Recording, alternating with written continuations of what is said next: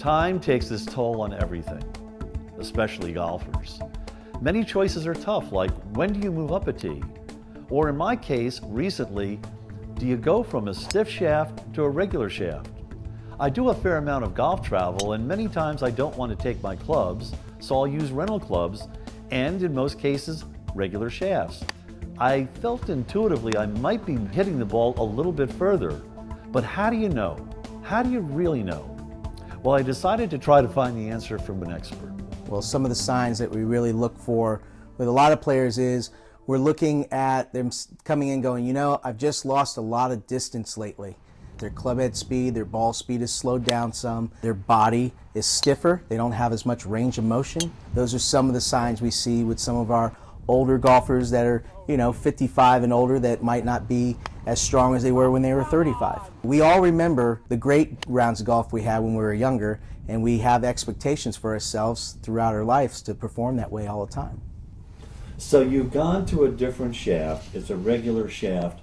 On the technical side, what is happening to give you that increment of distance back? You're going with a lower kick point. The ball is launching slightly higher. You're able to produce a faster club head speed and ball speed, particularly if the shaft is lighter.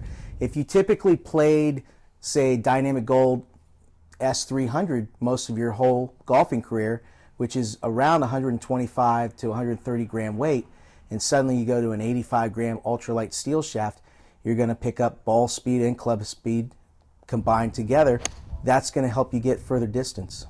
All shafts bow as they swing, and so the toe drops down with the velocity of the ball speed and club head speed depending on the shaft. Anytime that you hit the ball off center line, you're reducing the amount of smash factor that is enabling you to get the ball speed up. So just 0.5 degrees off of 1.50 smash factor, you're going to lose anywhere up to 12 to 15 yards distance. The next stage to that is really the engineering and designing of the golf club head, like what TaylorMade has done with the Speed Blade. On an average, 70 to 72% of most golfers hit the ball low on the bottom end of the iron. So what they've done with Speed Pocket is they've lowered that CG down, which is allowing the club to launch higher. You have the 85 gram Featherlight shaft that they use is a phenomenal shaft. A lower spin rate with this club. So low spin, high launch is going to carry a ball further. If your clubs are inside of a 5-year period, you may want to think about reshafting them. If you have like a set of